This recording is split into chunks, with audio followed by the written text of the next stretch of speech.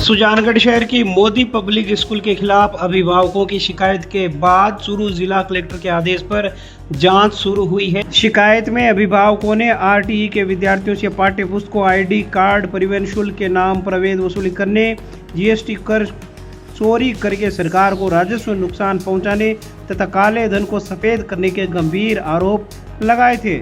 जिला कलेक्टर के आदेश पर राज्य के पीसीबी उच्च माध्यमिक विद्यालय के प्राचार्य रणवीर सिंह शिकायत के मामले की जांच कर रहे हैं। जांच अधिकारी ने शिकायत के संबंध में विद्यार्थियों, विद्यालय स्टाफ के बयान लिए तथा 125 अभिभावकों को बयान देने के लिए बुलाया गया था, जिस पर 40 अभिभावकों ने जांच अधिकारी के समक्ष उपस्थित होकर बयान दिए हैं तथा रसीद आदि दस्तावेजी साक्ष्य भी उपलब्ध करवाए गए हैं। दिव्यांग अभिभावक दीनदयाल खटीक ने बताया कि उसकी पुत्री मोदी स्कूल में पढ़ती है। परिवहन शुल्क जमा नहीं करवाने पर सोमवार को बच्ची को कक्षा से बाहर 15 मिनट के लिए खड़ा कर दिया गया। अभिभावकों ने आरोप लगाया स्कूल प्रबंधन के अवैध वसूली के संबंध में सीबीओ को अनेक प्रकार शिकायत दी गई, लेकिन सीबीओ ने कोई कार्रवाई नहीं की। जांच अधिकारी रणवीर सिंह ने बताया कि मोदी पब्लिक स्कूल के खिलाफ जिला कलेक्टर से शिकायत हुई थी, जिसके बाद में जिला कलेक्टर के आदेशों पर इस मामले की जांच की जा रही है। जांच अधिकारी ने बताया कि जांच शीघ्र पूर्ण करके रिपोर्ट सौंप दी जाएगी। प्राचार्य रणवीर सिंह के साथ पीसीबी स्कूल के सहायक प्रशासनिक अधिकारी जितेंद्र प्रजापति भी मामले की जांच कर रहे हैं। आपको बता दें, इससे पहले भी मोदी पब्लिक स्कूल के मैनेजमेंट पर आरटीई के विद्यार्थियों से किताबों की शुल्क के रूप में अवैध वसूली के गंभीर आरोप लगे थे। पढ़ रहे हैं और उन बच्चों से जो फ्री टेक्स्ट बुक दी जाती है गवर्नमेंट के द्वारा और फीस भी नहीं ली जाती है, तो फ्री टेक्स्ट बुक के बदले में स्कूल के द्वारा पैसे वसूल किए जाते हैं। तो इसी को लेकर के एक कोई बाबूलाल मेघवाल नाम के व्यक्ति हैं, उनकी बेटी पढ़ती है, तो उन्होंने शिकायत दर्ज की कलेक्टर साहब को और उन्होंने आदेशित कर दिया एसडीएम साहब को, और एसडीएम साहब ने जो है सीबीओ साहब को लेटर जारी कर जांच कराने के आदेश दिए। सीबीओ साहब ने मेरे नाम से और हमारे यहाँ पर सहायक प्रशासनिक अधिकारी हैं जितेंद्र जी कुमावत, उनके हम दोनों के नाम से ये आदेश जारी किए कि आप इनकी जांच कर विस्तृत रिपोर्ट देंगे। हम इसमें शनिवार से लगे हुए हैं।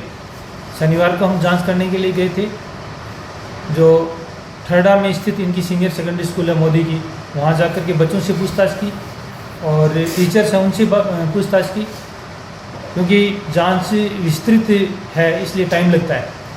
फिर आज हम प्राइमरी सेक्शन है इनका, प्राइमरी स्तर की स्कूल लगती है रामगढ़िया नहीं वो guest house, Gadodia guest house के सामने गली में, वहाँ हम गए। वहाँ टीचर्स से हमने पूछा, उनसे लिखित में लेके आए।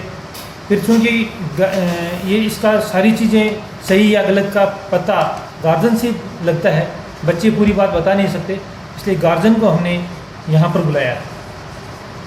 स्कूल टाइम में बुलाते तो स्कूल डिस्टर्ब होती, उसी स्कूल में मोदी में बुलाते तो वहाँ पर भी उचित नहीं था, इसलिए हमने ये सोचा कि क्यों नहीं स्कूल टाइम बाद में और स्कूल में जो है एक कमरा निश्चित कर लिया जाए और वहाँ गार्जियन को बुला लिया जाए। आज दूर सुबह फ़ोन किया और सबको निश्चित टाइम दे दिया कि 2:30 बजे आना है। सभी गार्जियन से हम आए हैं, आकर के लिखित में एक प्रश्नावली तैयार की गई अभिभावकों के लिए, और उन प्रश्नावली में उन्होंने जो भी अपन को उनको जो सही लगा, जो उनके संज्ञान में था, वो चीज़ लिख दी है। और जो कुछ प्रमाण उनके पास में था, कोई रसीद वगैरह इस तरह की जो पाठ्य पुस्तकों में पैसे वैसे लिए जाते हैं, वो भी उन्होंने अटैच किया है। बच्चों से पूछने पर और कुछ गार्जियंस की बातें करने पर ये लगता है कहीं दाल में काला जरूर है। पूरी बात तो ये जो है लिख के दिया है, इनको पढ़ने पर, इनका अध्ययन करने पर ही पता चलेगा, क्योंकि लिखित में दिया है, तो इसलिए लिखित की सारी चीज़ जांच पड़ताल करके और विस्तृत रिपोर्ट तैयार करके सीबीओ साहब को हम कल तक पेश करेंगे। सीनियर सेकेंडरी स्कूल सुजानगढ़ में पढ़ती है। हमारी बच्ची का नाम संजना खटीक है। अब जब भी बुक मांगने कॉपी या बुक लेते हैं तो उनसे वो हमारे से रुपये मांगते हैं। फिर हमने सीबीओ साहब के पास गए, तभी सिर्फ बुक हमने को खरीदे और टाई का, आईडी कार्ड का, बेल्ट के 100 रुपये सर लेते हैं, डायरी के भी 100 रुपये लेते हैं। डायरी हमारे पास में पुरानी थी, कुछ पन्ने उनमें बचे थे, फिर भी हम प्रिंसिपल सर ने बोला कि नहीं लेके देनी है, ये तो एक धंधा कर रहे हैं, 100 रुपये हर चीज़ का 100 रुपये ले रहे हैं। और हमारी बच्ची को कल क्लास के बाहर खड़ी करी थी, 15 मिनट में क्यों ट्रांसफर का फीस दोगे तभी अंदर बढ़ देंगे। स्कूल ठंडा में ना, स्कूल ठंडा में उसका 6,000 रुपया लेते सर। स्थानांतरण हो गया, नए ठंडा पर स्थानांतरण हो गया, उनका 6,000 रुपये लेते सर। उस मोदी के घर पे गए थे, तो घर पे गए तो हमारे को धक्के देकर इस तरह से बाहर निकाल दिया गया कि जैसे किसी जानवर को निकालते हैं। बोलते हैं कि आरटी वाले जो बच्चे और उनके गार्जियन हैं उन्होंने हमारा जीना आराम कर रखा है। तो हम इनके घर पे कितनी बार जाते हैं, हम इसलिए गए थे कि सर गरीब बच्चे हैं, उनसे बुक्स के और अन्य जो आप जो अवैध वसूली करते हो उसको रोका जाए। लेकिन वो कहते हैं कि आपको जहाँ शिकायत करनी है, जिसके साथ पास जाना है आप कर दो, हमारा कुछ कोई बिगाड़ने वाला नहीं है। तो मैंने कहा भाई अपने डिस्ट्रिक्ट का तो कलेक्टर ही बड़ा होता है। मैंने कहा हम कलेक्टर साहिबा के पास जाएंगे। बोले कलेक्टर साहिबा नहीं, चाहे वो भी चले जाओ तो आपका कुछ होने वाला नहीं है।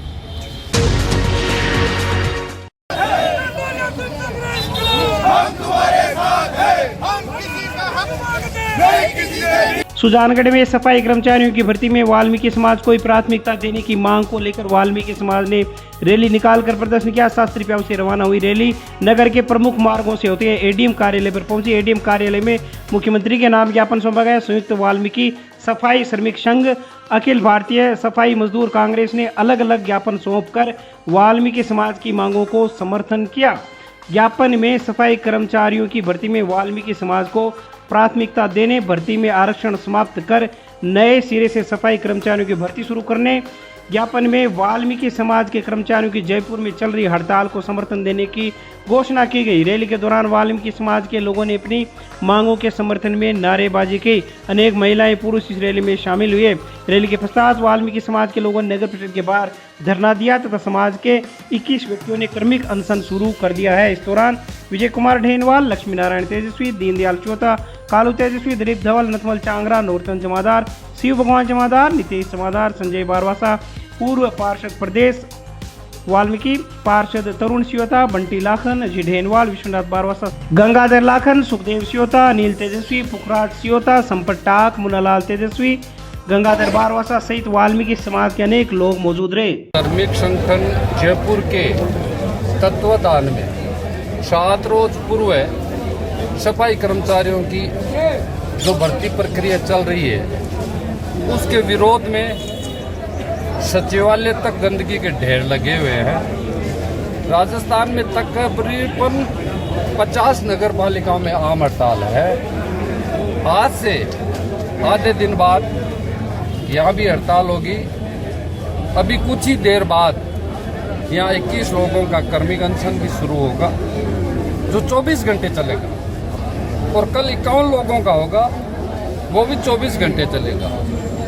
और यदि राज्य सरकार ने हमारी न्यायोचित मांगों को नहीं ध्यान दिया तो हम आमरण अनशन तक भी करेंगे।